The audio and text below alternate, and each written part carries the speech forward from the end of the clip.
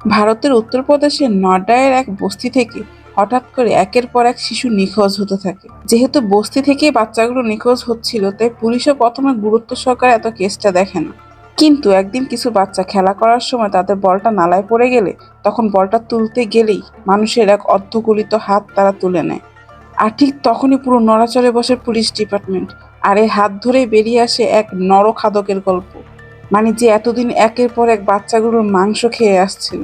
না, আমি কোনো গল্প বলছি না, এটা 2006 সালে নর্দায়ে ঘটে যাওয়া এক সত্য ঘটনা। আর এমনই এক লোমহর্ষকর সত্য ঘটনা আলোকেই নির্মিত সেক্টর 36, যা 2024-এ নেটফ্লিক্সে রিলিজ হয়েছিল। তো চলুন আজ এমন এক লোমহর্ষকর গল্পে ডুব দেওয়া যাক। ও, গল্পে ডুব দেওয়ার আগে লাইক সাবস্ক্রাইব করতে কিন্তু ভুলবেন না। যেহেতু গল্পটা 2006-এরই এক সত্য ঘটনার উপর নির্মিত, তাই গল্পটা শুরু হয় 2005-এর দিল্লি থেকে। গল্পের শুরুতেই প্রেমকে দেখা যায় সোফার মাঝে শুয়ে শুয়ে কন বানেগা করোড়পতি অনুষ্ঠানটা দেখছে। অনুষ্ঠানের প্রায় প্রতিটা প্রশ্নের জবাবে সে নিজে নিজেই সঠিক দিচ্ছিল, কিন্তু সামাজিক বিভিন্ন প্রেক্ষাপটের জন্য সে আর ওই অনুষ্ঠানে যেয়ে উঠতে পারে না। এরই মাঝে তার ওয়াইফ জ্যোতি তাকে কল দেয়। তখন সে জ্যোতিকে বলতে থাকে সে যেন এখন একটু সাবধানে চলাফেরা করে, কারণ সে বর্তমানে প্রেগনেন্ট, আর তার ছোট 8 বছরের মেয়েটার দিকেও যেন সে খেয়াল রাখে। আর খুব শীঘ্রই সে ছোট লালের কাছে তাদের খরচের টাকা পাঠিয়ে দিচ্ছে। সে তার গ্রামের পুরো পরিবারের খোঁজ খবর নিতে নিতেই রান্নাঘর সব ক্লিন করছিল। তাদের কথাবার্তা আমরা এও বুঝতে পারি প্রেম আসলে এ বাড়ির কেয়ারটেকার, আর এ বাড়ির মালিক ছুটিতে শুধু এ বাড়িতে আসে, আর বেশিরভাগ বিজনেস পারপাসে সে বাইরেই থাকেন। তার কিছু জরুরি কাজ আছে বলে সে কলটা কেটে দেয়, আর সাথে সাথে তার পছন্দের গানটাও রেডিওতে চালু করে দেয়। আর এরপর পরই আমরা দেখতে পারি সে শোকেস থেকে কিছু ধারালো যন্ত্রপাতি বাহির করে, আর তা নিয়ে ছাদে কার্নিশে যেতেই আমাদেরকে দেখানো হয় স্কুল ইউনিফর্ম পরা এক মৃত মেয়ের লাশ। সে গানের তালে তালে মেয়েটার পায়ে জুতোটা খুলে নেয়, আর একের পর এক মেয়েটাকে কোপাতে থাকে। সিন এখান থেকেই শিফট হয়ে যায়। ইনি হলেন রামচরণ পাণ্ডে। উনি স্থানীয় থানার এক সাব ইন্সপেক্টর। সকালে পূজা অর্চনা শেষে মা মেয়ে দুজনকে প্রসাদ দিয়ে নিজেই রেডি হয়ে পড়েন অফিসের জন্য। ওনার পরিবার সদস্য ওনারা 3 জন, ওনার ওয়াইফ মনীষা আর ওনার মেয়ে ভেদু। ভেদুকে মা স্কুলের জন্য রেডি করে দিলে ভেদুকে নামিয়ে দিয়ে উনি চলে যান থানায়।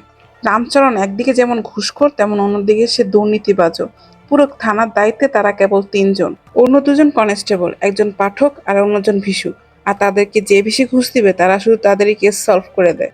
এরই মাঝে মণ্ডল নামের এক লোক তার মেয়ে হারিয়ে যাওয়ার কেসে রিপোর্ট করতে আসে। মণ্ডল কান্না করতে করতে বলে তার মেয়ের নাম টুম্পা, বয়স 14। আজকে স্কুল থেকে ফেরার পথে সে নিখোঁজ হয়েছে। আজকে টুম্পার জন্মদিন ছিল। মণ্ডল তাকে কথা দিয়েছিল সে যদি ক্লাসে টপ করতে পারে তবে তাকে টিভি কিনে দেবে। তার মেয়ে টপ করেছে ঠিকই, কিন্তু আজ তার মেয়ে নেই। এ কথা বলতে বলতেই মণ্ডল পুরো কান্না ভেঙে পড়ে। যদিও অফিসার রামচরণ এমন কেসগুলো সলভ করতে চাচ্ছিল না, কারণ এমন কেসগুলোর ভেজাল একটু বেশি হয়। তাই তাকে ভোং ভাং বুঝিয়ে দিয়ে বলে তার মেয়ে ফিরে আসবে, আর তার পকেটে কিছু টাকা ঢুকিয়ে দেয়। আর বিভিন্ন রকম সান্ত্বনামূলক কথা বলে তাকে বিদায় করে দেয়, আর তাকে দিয়ে রিপোর্ট লিখতে দেয় না।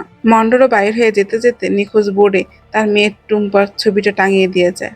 আর এখানেই আমরা বুঝতে পারি গত রাতে প্রেম যে মেয়েটাকে কুপিয়েছিল এই সে মেয়ে টুম্পা।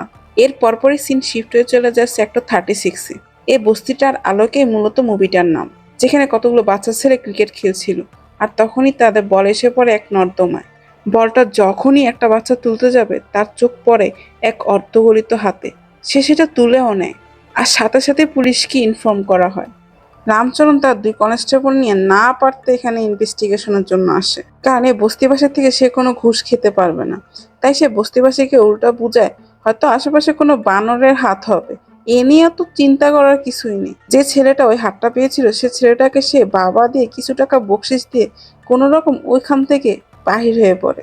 এমন বলদামার্কা কাজকর্ম দেখে প্রেম উপর থেকেই মিটমিটিয়ে হাসছিল। রামচরণ যে ছেলেটাকে বকশিস দিয়েছিল তার নাম আলী। আলীর বাবা রাতে ডিউটি থেকে ফেরার পথে লবণ আনতে ভুলে গেলে সে আলীকে টাকা দিয়ে আবার লবণ আনতে পাঠায়। আলীও কোনো কিছু তোয়াক্কা না করে একা একা বাহির হয়ে পড়ে লবণ আনার জন্য। রাস্তাতে যেতে যেতে হঠাৎ করে তাকে পিছন থেকে কেউ ডাক দেয়, আর তখনই আমাদেরকে দেখানো হয় প্রেমকে। প্রেম বাচ্চাটিকে চকলেটের লোভ দেখিয়ে তাকে কাছে ডাকে। আলীও চকলেটের লোভে প্রেমের কাছে যেতে প্রেম পিছন থেকে তার মুখে এক কাপড় চাপা দিয়ে অজ্ঞান করে ফেলে। ওই কাপড়েই হয়তো অজ্ঞানের ওষুধ ছিল। এরপর সে আলীকে ধরে এনে খাটের পায়ার সাথে বেঁধে রাখে। এর মধ্যে আলী পিছন থেকে বলেই বসে, আমার বাবার কাছে কিন্তু বন্দুক আছে, আমি যদি একবার আমার বাবাকে বলি না। তখনই প্রেম তাকে ধমক দিয়ে বলে, তুই যা ভাবছিস আর বলছিস তা শুধু মুভিতেই হয়, তোর সাথে এখন কি হবে চল আমি তোকে বলি। ধর আমি এখন তোর সাথে কিছুক্ষণ দুষ্টামি করে তারপর তোকে জমের দুয়ারে পাঠিয়ে দিব। এরপরে কয়েকদিন তোর বাবা মা তোকে খোঁজাখুঁজি করবে, কান্নাকাটি করবে, এরপরে তোকে সবাই ভুলে যাবে আর তোর মতো আরেকটা পয়দা করে নিবে। এর মাঝে সিন শিফট হয়ে চলে যায় অতীতে। প্রেম ছোট থেকে এতিম ছিল আর অনেক শান্তশিষ্ট ভীতু ছিল। সে তার মামার কাছেই বড় হয়েছিল। তার মামা পেশায় একজন কসাই, এলাকার লোকাল মার্কেটে সে মাংস বিক্রি করত।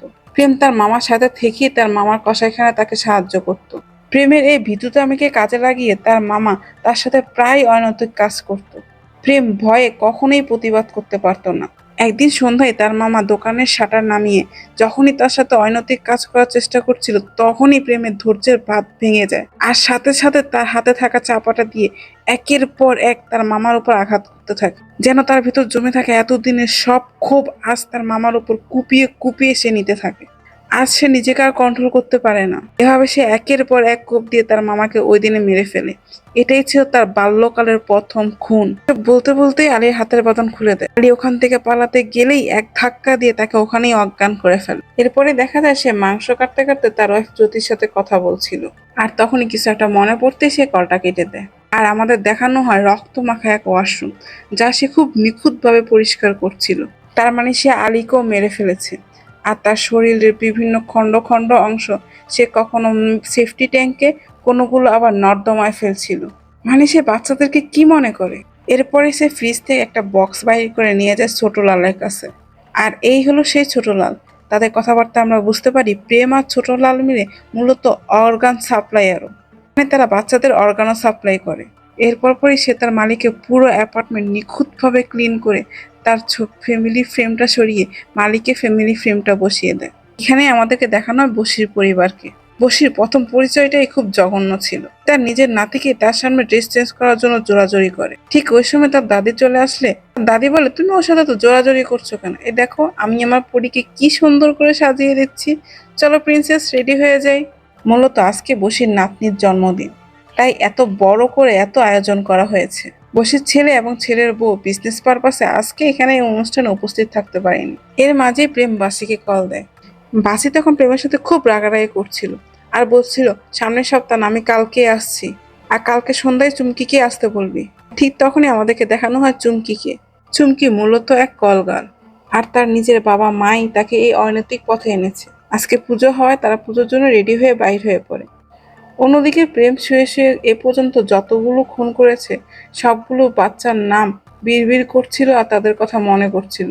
এর মাঝে হঠাৎ করে উঠে ঢাকের তালে তালে সে পাগলের মতো নাচতে থাকে।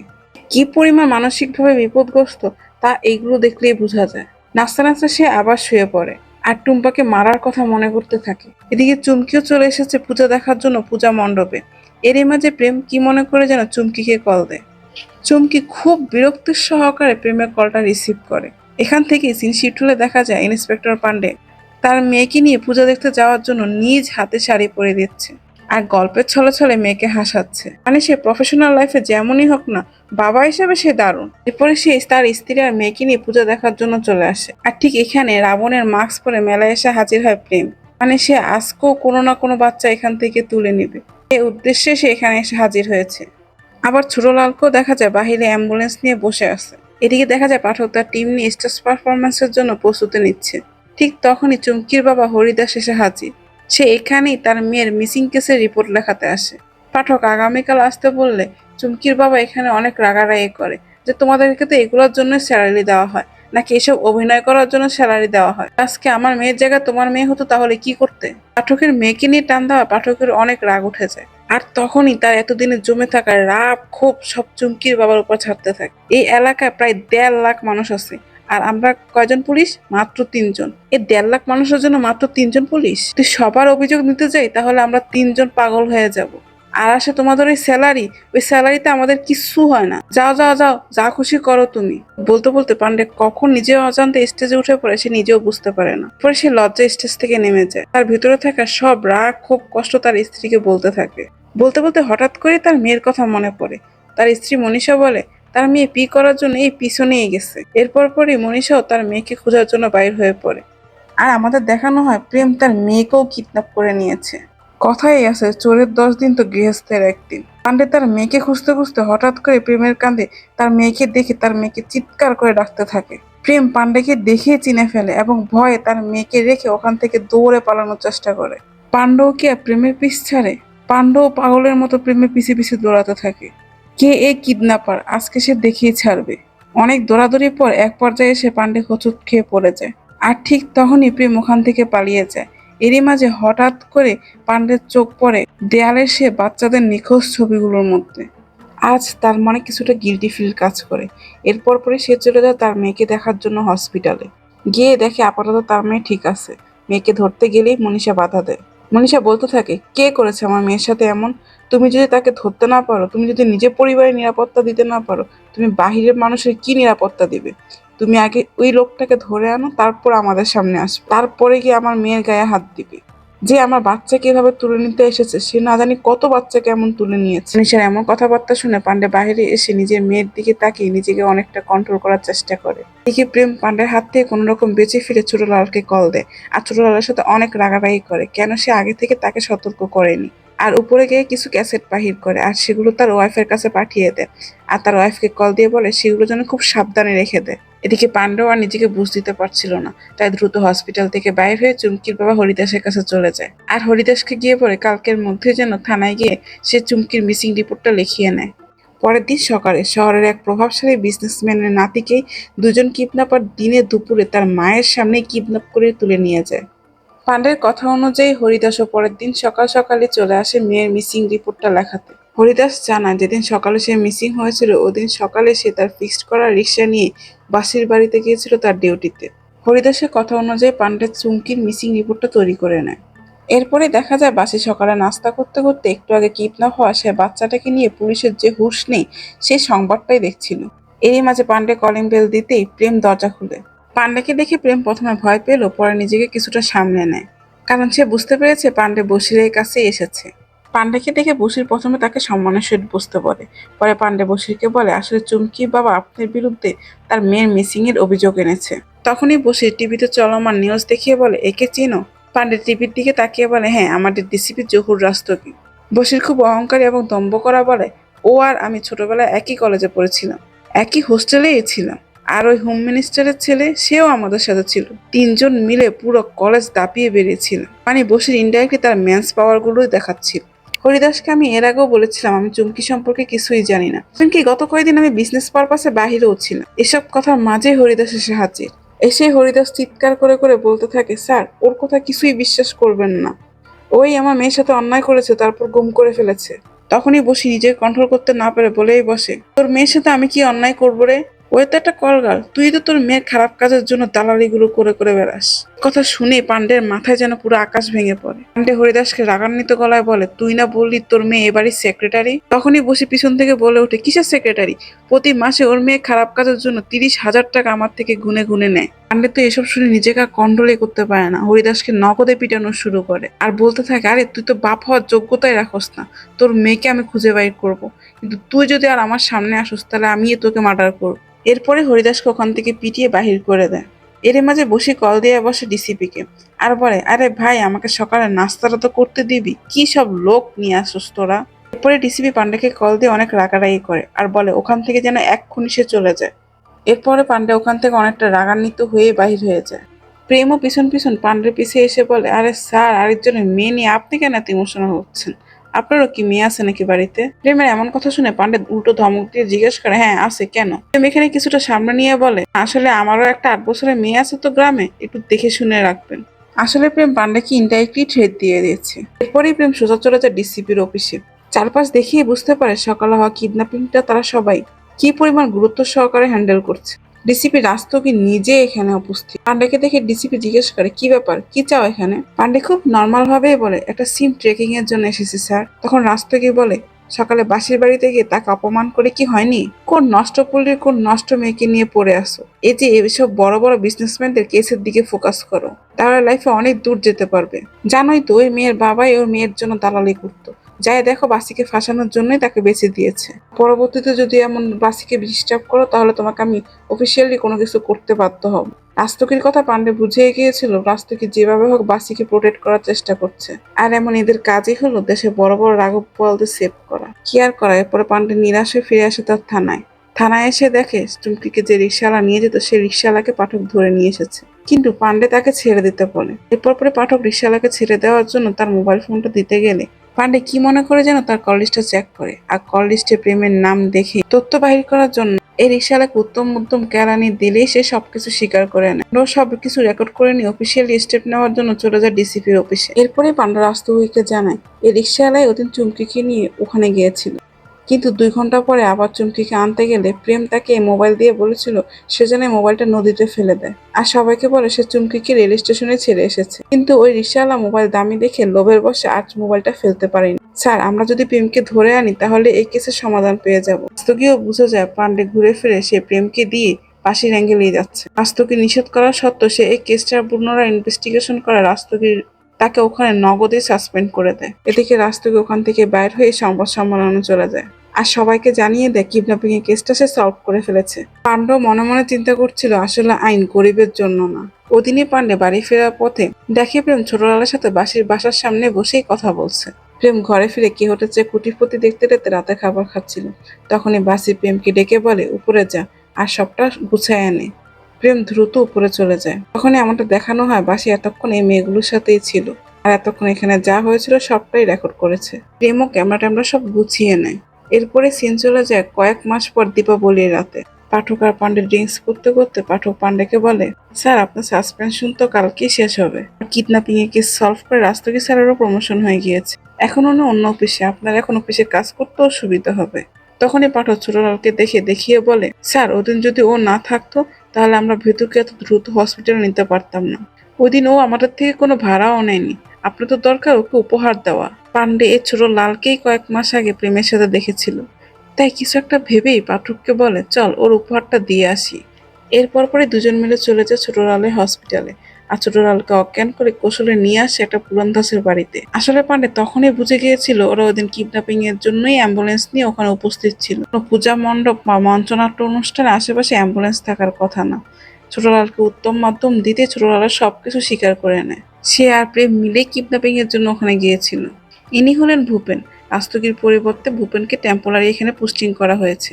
যেহেতু এটা দিল্লি তাই ভূপেনের ওয়াইফ চাচ্ছিল টেম্পোরারি না পার্মানেন্টলি যেন তাকে এখানেই পোস্টিং করা হয়। এদিকে সাসপেনশন শেষে পান্ডের আজকে অফিসে জয়েনিং এর দিন। রাস্তকিরও এই পোস্টে আজকেই শেষ দিন। পান্ডে অফিসে এসেই দেখে রাস্তকি আর ভূপেন কথা বলছে। পান্ডেকে দেখে ভূপেন বলে, তুমি তো সকালে একটা কেসের ব্যাপারে কল দিয়েছিলে। ভূপেনের মুখে কেসের কথা শুনে রাস্তকিও বুঝে যাচ্ছিল পান্ডে হয়তো বা কেসটা নিয়ে আবার ঘাটাঘাটি করছে। তাই রাস্তকি ওখান থেকে দ্রুত বের হয়ে বসিকে কল দিয়ে সবটা জানায়। রাস্তকি থেকে বসি সবকিছু জেনে দ্রুত হরিয়ানার এক কিলার গ্যাংকে খবর দেয় আর লোকেশন অনুসারে একজনকে তুলে নিয়ে আসতে বলে আর তাকে যেন এই দুনিয়া থেকে সরিয়ে দেওয়া হয় তাও জানিয়ে দেয়। এরপরে ভূপেন পান্ডে থেকে সবকিছু জানতে পেরে পান্ডেকে নিয়ে ওই বাড়ির উদ্দেশ্যে বাইর হয়ে পড়ে। যেতে যেতে ভূপেন পান্ডেকে বলে, আমিও তোমার বয়সে এরকম অনেক কেস সলভ করেছি আর জায়গায় জায়গায় আমার এই সিনিয়র এবং প্রভাবশালী লোকদের হুমকির মুখে হয়েছি। আর কয়েক মাস পর পর ট্রান্সফার তো আমার ছিলই, তাই তুমি সাবধানেই থেকো। অফিসার ভূপেন থেকে পান্ডে এসব কথা শুনে মনেও কিছুটা সাহস পায়। এরপরে দুজন মিলে চলে যায় যেখানে ছোটলালকে বেঁধে রেখেছিল সেখানে। কিন্তু গিয়ে পান্ডা লক্ষ্য করে মূল গেটের তালা ভাঙা বা খোলা। পান্ডে দ্রুত ভিতরে গিয়ে দেখতে পারে ছোটলাল নেই। আসলে একটু আগে বশিরকে রাস্তকি ছোটলাল সম্পর্কেও জানিয়েছিল। ছোটলালকে যে লোকেশনে আটকে রাখা হয়েছিল সেই লোকেশনটাও জানিয়ে দিয়েছিল। এরপর পরে বশির তার কিলার গ্যাংকে কল দিয়ে ছোটলালকে ওখান থেকে তুলে আনতে বলেছে। ছোটলালকে না পেয়ে পান্ডে আর নিজের রাগকেই কন্ট্রোল করতে পারছিল না। এত দিনের এত কষ্টে কেউ যেন পানি ঢেলে দিল। পান্ডের রাগারাগিতে পাঠকও বাহির হয়ে আসে। পাঠক খাবারের জন্য একটু বাহিরে গিয়েছিল। এই মাঝে এত কিছু হয়ে গেছে বা এত কিছু হয়ে যাবে তাও পাঠকও বুঝতে পারেনি। কিন্তু তার তখন নিজেকে আর ধরে রাখতে পারে না। পাঠকের উপরে অনেক রাগারাগি করতে থাকে। আসলে সিনিয়র হলে যা হয় আর কি। কিন্তু ভূপেন ব্যাপারটা বুঝতে পেরে বলে, ওই রিকশাওয়ালার জবানবন্দি আমাদের জন্য যথেষ্ট। রিকশাওয়ালার জবানবন্দি অনুসারেই আমরা প্রেমকে গ্রেপ্তার করতে পারবো।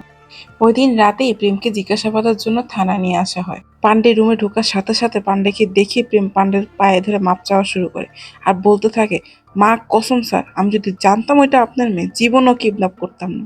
তখনই পান্ডে বলে, আমার মেয়ে না হোক, কাউকে না কাউকে তো কিডন্যাপ তুই ঠিকই করতি। যাক, তোকে এর জন্য আনা হয়নি, কিছু জিজ্ঞাসাবাদের জন্যই আনা হয়েছিল। প্রেম বলে, স্যার আজকে? আজকে তো স্যার এখান থেকে গিয়ে রান্না বান্না করবো আর একটা শো দেখতে হবে স্যার। আলিগড় কলেজের ম্যাম প্রীতি রায়, সে সবগুলো প্রশ্নের উত্তর দিতে পারে। স্যার আজকে শোটা মিস করা যাবে না স্যার, আজকে না স্যার, কাল শনিবারই স্যার আসবো, যখন বলবেন তখনই আসবো স্যার। কিন্তু পান্ডে বলে, না, জিজ্ঞাসাবাদ আজকেই করতে হবে। প্রেম তখন পান্ডের হাতে ঘুরে দিতে দিতে বলে, আচ্ছা ঠিক আছে স্যার, 20 থেকে 25 মিনিট সময় তো এখনো আছে, তাড়াতাড়ি কি জিজ্ঞেস করবেন করে ফেলুন। তখনই অফিসার ভূপেন বলে, আমরা যে প্রশ্নগুলো করব তা এত কম সময়ে হবে না। তখনই প্রেম ঘুরে যেতে যেতে বলে, স্যার তাড়াতাড়ি প্রশ্নগুলো জিজ্ঞাসা তো শুরু করুন, আমি সব প্রশ্নের সঠিক তথ্যগুলো দিচ্ছি। যদি কোনো ভুলভাল তথ্য দিই, আমাকে দরকার হলে সাথে সাথে জেলে ঢুকিয়ে দিন। পান্ডে কিন্তু এতক্ষণে তার দুর্বলতা বুঝে যায়, তাই সে সরাসরি প্রশ্ন শুরু করে, তুমি কি চুমকিকে চেনো? সে বলে, হ্যাঁ চিনতাম তো স্যার। পান্ডে বলে, চিনতাম মানে? তখনই প্রেম বলে, আরে ওই বাজে মেয়ে পাপাজির সাথে টাকার বিনিময়ে কত যে রাত কাটিয়েছে। পান্ডে আসলে বাসিকে পাপাজি বলেই সম্মান করে। এরপরে সে বলতে শুরু করে, চুমকিকে যে যখন যেখানে কল দিত সে সেখানে চলে যেত। পাপাজির কাছে যখন আসতো তখন তার ইশারা ইঙ্গিতে বুঝতাম সে আমাকে পছন্দ করে। তাই একদিন কাস্টমার সেজেই আমি তাকে কল দিই। সে আসো, কিন্তু আমাকে দেখে এমন এক ভান করে আর কতগুলো কথা শুনাই দেয় যা আমার ইগোতে এসে খুব লাগে স্যার। যা আমি কিছু তো মানতে পারি নাই স্যার। তাই তার শাড়ির আঁচল দিয়ে তার গলা নিজেই পেঁচিয়ে পিছিয়ে দেই হ্যাসকাটার। শালি ওখানেই শেষ। ওই মরার পরেই আমার যত শখ ছিল সব পূরণ করে ফেলেছি স্যার। পান্ডে অবাক হয়ে জিজ্ঞেস করে, একদম মেরেই ফেললা? কিন্তু প্রেম খুব নর্মালি পানি খেতে খেতে বলে, স্যার মেরে ফেললাম মানে? মেরে ফেলা এতই সহজ নাকি স্যার? যদি তাকে আমি মারার পরে আমার ঘরে রাখতাম, পচা গন্ধ বাইর হইতো। যদি কোনো নর্দমায় আশেপাশে ফেলে দিতাম, তাহলে স্যার কেউ না কেউ ঠিকই পেয়ে আমাকে ধরিয়ে দিত। ছোটবেলায় মামার সাথে কষাইগিরি করেছি, তাই কোন মাংস কিভাবে কাটতে হয় স্যার জানিসও। তাই কিছু মাংস পিস পিস করে রান্না করে খেয়েছি, কিছু কুত্তারে খাওয়াইছি স্যার, আর কিছু ড্রেনে ফেলে দিয়েছি। আর যে অবশিষ্ট হাড়গুলো ছিল স্যার মাটিতে একদম চাপা দিয়ে দিয়েছে। এরপরেও যদি কোনো ভেজাল হতো স্যার, পাপাজি তো আছে। এসব শুনে পান্ডে নিজেকে কোনো রকম কন্ট্রোল করে জিজ্ঞেস করে, চুমকির কোন কোন অর্গানগুলো ছোটলালকে বিক্রি করেছো? পানি খেতে খেতে প্রেম খুব ভাব নিয়ে বলে, যাকে ভালোবাসি তার অর্গান কি স্যার বিক্রি করা যায়? বিক্রিতে করেছিল বাচ্চাগুলোর অর্গান। পান্ডে অবাক হয়ে জিজ্ঞেস করে, বাচ্চাগুলো মানে? প্রেম বলে, আরে স্যার, ওই যে বস্তির পোলাপাইন যেগুলো নিখোঁজ হয়েছে না, ওই যে নিখোঁজ বোর্ডে যে ছবি টাঙানো, ওগুলো স্যার। প্রথম যখন মামাকে মেরে মামার মাংস আর লিভার খেয়েছিলাম স্যার, ওই টেস্টটা না জিভে লেগে গিয়েছে। তাই কদিন পরে পরে স্যার মাংস খাওয়ার লাগে মানুষের। সত্যি বলছি স্যার, অনেকবার নিজেকে কন্ট্রোল করারও চেষ্টা করেছি, পারি নাই স্যার। আর ওই বস্তির বাচ্চাগুলো স্যার, ওগুলো তো সমাজের বোঝা স্যার, তাই আমি খেয়ে কমাই ফেলেছি। আর ওগুলোর অর্গানই ছোটলার কাছে বিক্রি করে এক্সট্রা টাকা কামাইতাম স্যার। আর দিন শেষে পাপাজি তো আছেই স্যার। সাইকো প্রেমের মুখ থেকে এমন কথাবার্তা শুনে পান্ডে আর নিজেকে ধরে রাখতে পারে না, তাই প্রেমকে সমানে মারা শুরু করে। কিন্তু পাশ থেকে অফিসার তাকে ঠান্ডা করে বসিয়ে দেয়। তখন পান্ডে তাকে রিল্যাক্সে জিজ্ঞেস করে, আজ পর্যন্ত কয়জন বাচ্চাকে তুই এমন মেরেছিস? প্রেম হাতে গুনতে গুনতে জানায়, স্যার এই ধরেন 24 থেকে 25 জন। আপনার পুরস্কারপ্রাপ্ত আলী স্যার লাস্টেই ছিল। থাক স্যার, এত রাগারাগি করেন না। ওদের বাপ মা কদিন পরে দেখবেন ঠিক ওদের ভুলে যাবে, 3-4টা আবার শুয়ে পয়দা করে ফেলবে। ওদের কেউ তো আর ডাক্তার ইঞ্জিনিয়ার হচ্ছে না, টিভি দেখতে দেখতে নিজেদের ভবিষ্যতের স্বপ্ন বুনবে। আর বড় হয়ে করবে কি স্যার, মানুষের বাড়ির কাজ। আমি তো স্যার ওদেরকে মুক্তি দিয়ে দিয়েছি। মানে প্রেমের কথাবার্তা বা অঙ্গভঙ্গিতে বিন্দু পরিমাণ অপরাধবোধ তার মাঝে নেই। একজন নরখাদক সাইকো কোন লেভেলে হতে পারে তা প্রেমকে দেখলে বোঝা যায়। এসব শুনতে শুনতে অফিসার ভূপেন প্রেমকে জিজ্ঞেস করে, এসবের সাথে কি বসির কোনো সম্পর্ক আছে? প্রেম এখানে মাথা নামিয়ে চুপ করে বলে, স্যার অন্য কোনো প্রশ্ন করেন। এর মাঝেই দেখা যায় ছোট লালকে যারা তুলে নিয়ে গিয়েছিল তারা তাকে মেরে পিস পিস করে আগুনে পুড়িয়ে ফেলে। এদিকে প্রেমের এমন ভয়ঙ্কর জবানবন্দির পর তাকে জেলে আটকে রাখা হয়েছে। তার শো শুরু হয়ে যাওয়া সে ওখানে ভেতরে ছটপটানি আর চিল্লাচিল্লি শুরু করে দেয়। এমন সাইকোকে ছাড়া যাবে না বুঝে পান্ডে তাকে শান্ত করার জন্য টিভির সাউন্ড বাড়িয়ে দেয়। প্রেমও শব্দ পেয়ে একদম চুপ হয়ে যায়। তাকে দেখে একটুও বোঝা যাচ্ছিল না সে এত বড় ভয়ঙ্কর অপরাধী। আর পুরো শো সে থানায় বসেই শুনতে শুনতে উপভোগ করে। এর পরের দিনে চুমকির লাশ প্রেম যেখানে পুঁতেছিল সেখানে পান্ডে পুরো পুলিশ ফোর্স নিয়ে চলে যায়। আর প্রেমের দেখানো জায়গাতেই মাটি খোঁড়া শুরু করে। কিন্তু মাটি খোঁড়া লোক ঠিকঠাকভাবে মাটি খুঁড়ছিল না দেখে প্রেমের রাগ উঠে যায়। তারপরে সে নিজেই মাটি খোঁড়া শুরু করে। আর একে একে অর্ধ মাংস গলিত হাড়গুলো সহ চুমকির ব্যাগটাও সে মাটির নিচ থেকে বাহির করে তোলে। যা দেখে চুমকির বাবা মা নিজেদেরকে কন্ট্রোল করতে পারে না। তারাও হাউমাউ করে কান্না শুরু করে দেয়। অন্যদিকে দেখা যায় বাকি বাচ্চাগুলোর হাড় গুড় যেখানে ফেলেছিল সে নালা বা নর্দমা উদ্ধার অভিযান শুরু হয়ে গিয়েছে। সন্তানের বডির যদি কিছু অংশ পাওয়া যায় সে আশায় চারপাশ ঘিরে ফেলে আত্মীয় স্বজনেরা। উদ্ধার করতে করতে একে একে পুরো 25টি বাচ্চার হাড় উদ্ধার করে ফেলে তারা। বিষ্ণু তো এসব দেখে রীতিমতো বমি শুরু করে দেয়। এমন ভয়ঙ্কর নরখাদক সাইকো কিলারের কথা পুরো দেশকে যেন কাঁপিয়ে দেয়। নিউজের মাধ্যম থেকে এসব খবর পেয়ে অফিসার রাষ্ট্রকে দেখা যায় হোম মিনিস্টারের ছেলে কাশিকে কল দিয়ে কিছু একটা প্ল্যান করছে। এরপরে প্রেমকে অ্যারেস্ট করে বিক্ষুব্ধ জনতার মাঝখান দিয়ে পুরোপুরি পুলিশ প্রটোকলের মাধ্যমে তাকে পুলিশ ভ্যানে তোলা হয়। আর তা পুরো নিউজ মিডিয়া ছড়ে পড়ে। আর তখনই দেখা যায় এমন ঘটনার প্রেক্ষিতে বশিকেও অ্যারেস্ট করা হয়েছে। এমন এক ঘটনাকে কেন্দ্র করে সাধারণ জনতা রাগে ক্ষোভে বশির বাড়ি ভাঙচুর করা শুরু করে। এসবের মধ্যেই দেখা যায় হোম মিনিস্টারের ছেলে কাশির পরামর্শে পুলিশে প্রেস ব্রিফিং ডাকা হয়। আর সেই প্রেস ব্রিফিং এর মাধ্যমে পান্ডেকে চাকরিচ্যুত করা হয়েছে। আর অন্যদিকে অফিসার ভূপেনের চাকরিকে পার্মানেন্ট করা হয়েছে। চাকরি না, ট্রান্সফারকে পার্মানেন্ট করা হয়েছে। পুরো কেসে ক্রেডিট পায় ভূপেন। তার মানে অফিসার ভূপেনেরও এর মধ্যে হাত রয়েছে। এদিকে দেখা যায় এই কেসে পূর্ণ তদন্তের ভার এসে পড়ে রাস্তগীর উপর। রাস্তগী আর বাসীকে দেখেই বোঝা যাচ্ছে এসব কিছু তাদেরই প্ল্যান অনুযায়ী ছিল। রাষ্ট্রকি তার তদন্ত ফাইলে উল্লেখ করে বাসির অজান্তেই প্রেম এসব করে এসেছে। কেননা বাসি বেশিরভাগ সময় বিজনেস পারপাসে দেশের বাইরেই থাকতো। এমন নিউজ দেখতে দেখতে পান্ডে দ্রুত ভূপেনকে কল দেয় এবং তার কাছে রিকোয়েস্ট করে পান্ডের সাথে যেন প্রেমকে একটাবার দেখা করিয়ে দেওয়া হয়। পান্ডের কথা ভূপেন আর ফেলতে পারে না, তাই সে রাজি হয়ে যায়। ঠিক পরের দিন সকালে পান্ডে এসে হাজির হয় ভূপেনের অফিসে এবং প্রেমকেও নিয়ে আসা হয়। পান্ডেকে দেখে প্রেম খুশি হয়ে ভিতরে এসে বসে। পান্ডে কৌশলে প্রেমের পরিবারের খোঁজখবর নিতে থাকে এবং জানতে পারে প্রেমের পরিবারের সাথে প্রেমের দীর্ঘদিন ধরে কথা হচ্ছে না। তখনই পান্ডে জিজ্ঞেস করে অর্গান বেচার টাকাগুলো প্রেম কিভাবে তার পরিবারের কাছে পাঠাতো। প্রেম বলে ছোটলালের মাধ্যমেই সে পাঠাতো। কিন্তু তখনই পান্ডে প্রেমকে জানায় সে যখন ছোটলালকে ধরেছিল এর পরপরই কেউ ছোটলালকে তুলে নিয়ে মেরে ফেলেছে। আর প্রেম যে টাকাগুলো ছোটলালের মাধ্যমে তার পরিবারের কাছে পাঠিয়েছিল তার কোনো টাকাই তার পরিবার পায়নি।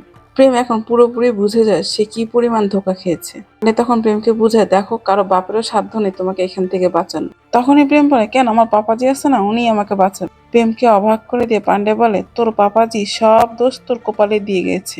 সে কিছুদিনের মধ্যে জামিনে মুক্তি পাবে আর তুই ওই জেলখানা 25। তখনই প্রেম বুঝতে পারে তাকে এতদিন ধরে কিভাবে ব্যবহার করা হয়েছে। তাই সে তার কাছে থাকা সিডির ডিটেলস এবং বাড়ির অ্যাড্রেস পান্ডেকে দিয়ে দেয়। পান্ডে দ্রুত ওখান থেকে বাইর হয়ে বাস স্টপে চলে আসে আর পাঠক থেকে ল্যাপটপ এবং ল্যাপটপের চার্জার নিয়ে দ্রুত প্রেমের বাড়ির উদ্দেশ্যে বাইর হয়ে পড়ে। পাঠক এখানে পান্ডেকে বারবার জিজ্ঞেস করলো পান্ডে পাঠককে আপাতত কিছুই বলে না। বলে সে কালকে ফিরে এসে সবকিছু জানাবে। বশির বিরুদ্ধে উপযুক্ত এক তথ্য পেয়েছে। লম্বা এক জার্নি শেষে পান্ডে এসে পৌঁছায় প্রেমের বাড়িতে। জ্যোতিকে সে নিজের পরিচয় দিয়ে প্রেমের দেওয়া সে সিডিটা চাইতে জ্যোতি দ্রুত রুম থেকে সে সিডিটা বাহির করে এনে পান্ডেকে দেয়। তৎক্ষণাৎ পান্ডে ক্যাসেট চালু করতেই বসি কিভাবে বাচ্চাগুলোর সাথে অন্যায় করেছিল তা সহ সব তার কুকীর্তির ভিডিওগুলো পেয়ে যায়। যা দেখে পান্ডে নিজেকে প্রথমে কন্ট্রোল করতে পারে না, তার দু চোখে পানি চলে আসে। আসলে বসির বিরুদ্ধে সব থেকে শক্ত প্রমাণ কিন্তু এই ক্যাসেটটাই। এরপর পরে জ্যোতি থেকে ক্যাসেটটা নিয়ে পান্ডে দিল্লির উদ্দেশ্যে বাইর হয়ে পড়ে। পথে কোনো গাড়ি না পাওয়ায় অনেকক্ষণ অপেক্ষা করার পরে একটা গাড়ি আসাতে পান্ডে ওই গাড়িতে লিফট চায় আর তারা তাকে লিফটও দিয়ে দেয়। আসলে এরাই বশির পাঠানো পান্ডের যমদূত। পান্ডে তখনও তা জানতো না। এরপরে ওরাই ওখানেই পান্ডেকে নির্মমভাবে একের পর এক ছুরির আঘাত করে ওখানেই মেরে ফেলে। আর পান্ডের কাছে থাকা সে সিডিটাকে ওখানে ভেঙে ফেলে দিয়ে চলে যায়। এরপরেই সিন চলে যায় এর কয়েক মাস পরে, যেখানে এক নিউজে দেখা যায় প্রেমকে মৃত্যুদণ্ড দেওয়া হলো বশিকে নির্দোষ বলে খালাস করে দেওয়া হয়েছে। মানে এভাবে আইনের বেড়াজাল থেকে ক্ষমতার জোরে বাইর হয়ে যায় অনেক অপরাধী। আর দেখা যায় পাঠক এখন নতুন এসআই। মূলত এই পাঠকই প্রথম থেকে পান্ডের প্রেমের বাড়িতে যাওয়া সহ প্রথম থেকে সব তথ্যই রাস্তগীকে দিচ্ছিল। বিনিময়ে সে প্রমোশন পেয়ে গেল। আর একই মিসিং বোর্ডে দেখা যায় পান্ডের ছবি। এর কয়েক মাস পরে দেখা যায় পান্ডেকে যারা মেরেছিল তারা ধরা পড়ে যায়। তার মানে কেউ ইচ্ছাকৃতভাবে তাদের ধরিয়ে দিয়েছে। এর মধ্যেই বিষ্ণু বাসার সামনে একটা পার্সেল আসে আর পার্সেলটা খুলতেই আমরা বুঝতে পারি হয়তোবা এটি বশির অপরাধেরই একটা ক্যাসেট। হয়তো বিষ্ণুই এখন এই কেসের শেষ সমাধান দেখে ছাড়বে।